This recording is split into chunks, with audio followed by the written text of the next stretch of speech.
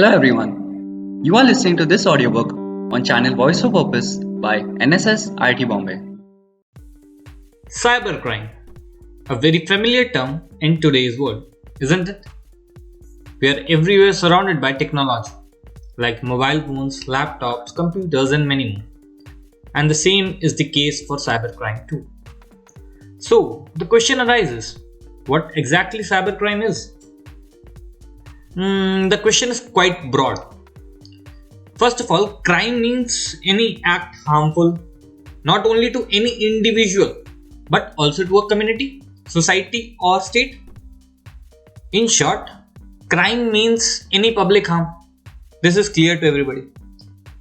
And what cybercrime corresponds to is anything that is related to information technology, like computers, laptops, etc. That is what we mean with cybercrime. So, in simple language, we can say that cybercrime is like computer-oriented crime or crime that involves a computer or a network. That's clear. The previous definition is quite broad. I know that you people perhaps may be thinking the same thing.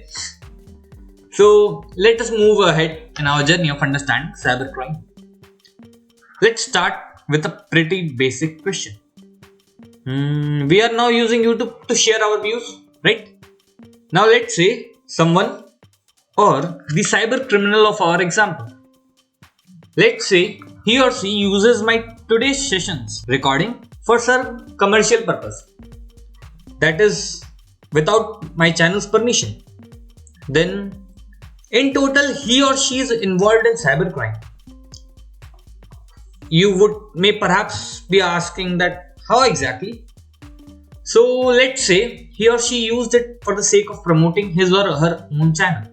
Let's say he or she has some XYZ channel and that's true for social service to you people. That is the special people. His intent may not be wrong. That is he or she is doing for social service. But still he or she has used the video without the author's permission. So he or she has passed the criteria of being a cyber criminal. This point is crucial. In fact, we people or the common people may get involved in activities that are illegal by law but can be considered as a day-to-day activity by society. For example, let's say you decided to prank your friend. Let's say Steve is your friend and you choose to prank him. So you called him and just with a solemn voice or a heavy voice that Steve, you have been given a TC from your school as we find some sort of cheating done by you in the recent half-yearly exam. After this, you may have handled the issue by breaking out the prank. By law, if Steve complains in the cybercrime department, what's that, we will come into that later, but if Steve complains in the cybercrime department, then the results can go severely against you.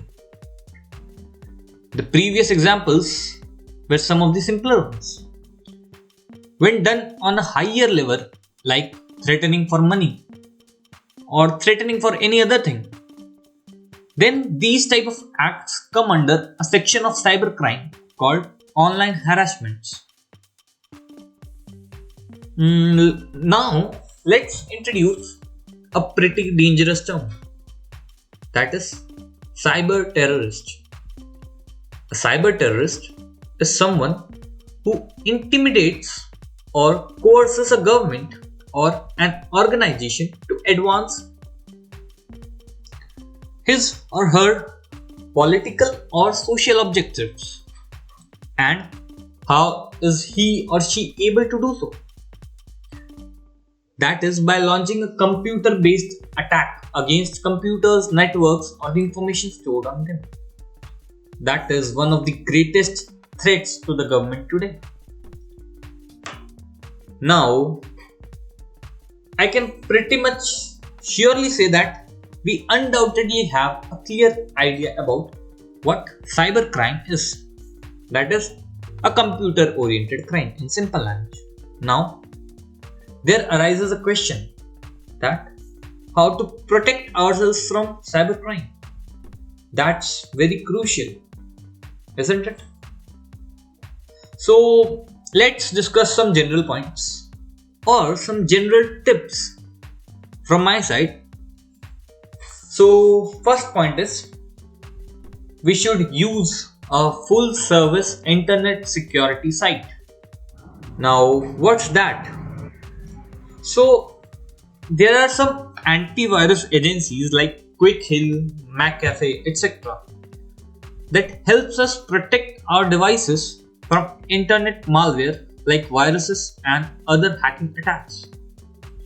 So one should use a full service internet security site to prevent him or her from hacking attacks. Now comes the second point, that is it's crucial, it's very important. That this point is very important for us, the common people. That is, we should manage our social media settings. Social media is like Facebook, Twitter, WhatsApp. So keep your personal and private informations locked down. Be sure that you are not sharing your personal or private information in social media. Now, there comes the third point. Do not give your personal information like bank account details. Now, this is a crucial point in today's era that there are cases where people get fraud calls, fraud messages. That is, in today's world, it's common to get calls or messages from fraud organizations like to renew your bank account details or messages that you have got a lucky chance to win a lottery. So please pay some X amount of bill to follow up the lottery. So someday you got a message like this. So it's my humble request that please be aware of such calls and messages. Never provide your personal details to any non-trusted organization. Never. Now, there comes a conclusion, or the fourth point we can say, that let's say we became a victim of cybercrime. Then, to know what to do if you become a victim.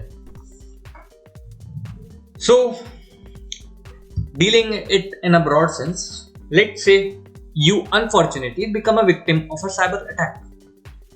Now, it's important for you to know what we should do in such a situation.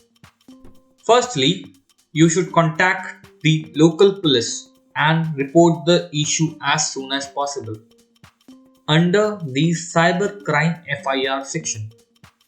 Note this point. Secondly, there is a government site called cybercrime.gov.in. You should also report the problem on that site. The site is there for service to the common people. So do feel free to contact them.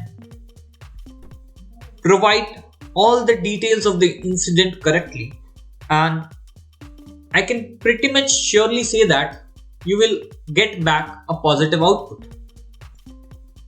Thank you for being with us. So hope you guys had fun. Please like, share and subscribe to this channel for more interesting audiobooks.